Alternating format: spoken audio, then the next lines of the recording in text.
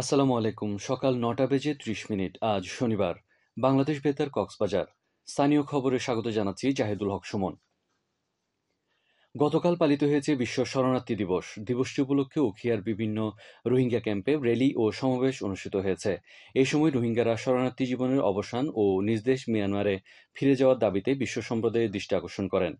গতকাল কুতুপালং নিবন্ধিত রোহিঙ্গা ক্যাম্পে নো মোর রিফিউজি লাইফ কর্মসূচির আওতায় সমাবেশে উখিয়া কুতুপালং নিবন্ধিত রোহিঙ্গা ক্যাম্পে রোহিঙ্গা নেতৃবৃন্দ বক্তব্য রাখেন।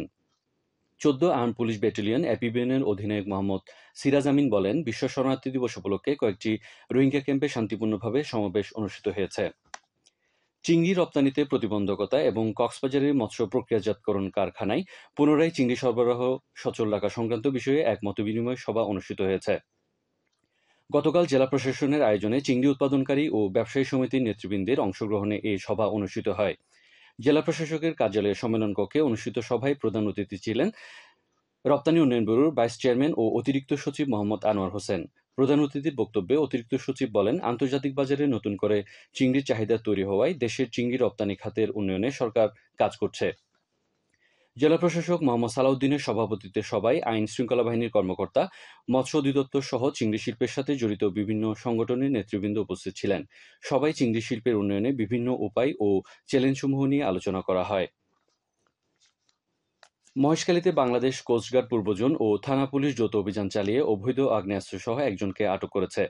বাংলাদেশ কোস্টগার্ডের মিডিয়া কর্মকর্তা লেফটেন্যান্ট কমান্ডার হারুন রশিদের এ তথ্য নিশ্চিত করে জানান, গোপন সংবাদের ভিত্তিতে গত ১৯ জুন গভীর রাতে মহেশখালী উপজেলার বড় মহেশখালী ইউনিয়নের মিয়াজিপাড়া এলাকায় কোস্টগার্ড পূর্বজন ও থানা পুলিশ যৌথ অভিযান চালায়।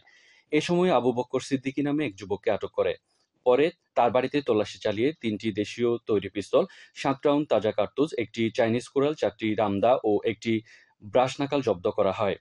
উদ্ধারকৃত অবৈধ আগ্নেয়াস্ত্রসহ আটককৃত যুবক আবু বক্কর সিদ্দিকীকে পরবর্তী আইনানুগ ব্যবস্থা গ্রহণের জন্য মহেশখালী থানায় হস্তান্তর করা হয়েছে। দেশের আইনশৃঙ্খলা পরিস্থিতি স্থিতিশীল রাখতে বাংলাদেশ কোস্টগার্ডের এ ধরনের অভিযান অব্যাহত থাকবে বলে জানান কোস্টগার্ডের এই কর্মকর্তা। কুতুবদিয়ায় সম্পূর্ণ স্বচ্ছ প্রক্রিয়া লটারির মাধ্যমে খাদ্য-বান্ধব কর্মসূচির ডিলার নিয়োগ দেওয়া হয়েছে। উপজেলা প্রশাসনের আয়োজনে গত বৃহস্পতিবার উপজেলা পরিষদ মিলনায়তনে খাদ্য-বান্ধব কর্মসূচি বিষয়ে এক সভা ও ডিলার নিয়োগ প্রক্রিয়া অনুষ্ঠিত হয়। উপজেলা নির্বাহী কর্মকর্তা খেতোয় প্রো মারমার সভাপতিত্বে এ সময় উপজেলা সহকারী কমিশনার ভূমি, থানার ভারপ্রাপ্ত কর্মকর্তা, উপজেলা কৃষি কর্মকর্তা ও উপজেলা খাদ্য নিয়ন্ত্রক সহ সংশ্লিষ্ট ব্যক্তিবর্গ উপস্থিত ছিলেন। এ সময় ইউনু বলেন, প্রশাসনের স্বচ্ছতা ও জবাবদিহিতা নিশ্চিত করতে লটারির মাধ্যমে উপজেলায় ৬টি ইউনিয়নের ৯টি কেন্দ্রে খাদ্যবান্ধব কর্মসূচির ডিলার নিয়োগ দেওয়া হয়েছে। টেকনাফে সাগরে মাছ শিকার করতে গিয়ে এক জেলের মৃত্যু হয়েছে।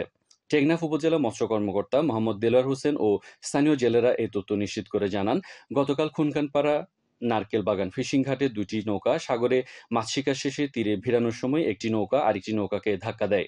এতে হেলাল নামের ওই জেলে নৌকার মাঝখানে পড়ে আহত হয়।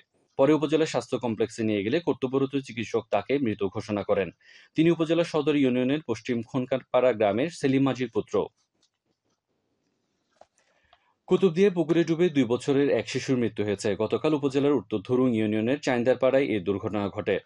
প্রত্যক্ষদর্শী ও হাসপাতাল সূত্রে জানা গেছে, গতকাল স্থানীয় বাসিন্দা মানিকের শিশুকন্যা ফারিহা পুকুর পাড়ে খেলতে গিয়ে পানিতে পড়ে যায়। পরে প্রতিবেশীরা তাকে উদ্ধার করে কুতুবদিয়া উপজেলা স্বাস্থ্য কমপ্লেক্সে নিয়ে গেলে চিকিৎসক শিশুটিকে মৃত ঘোষণা করেন।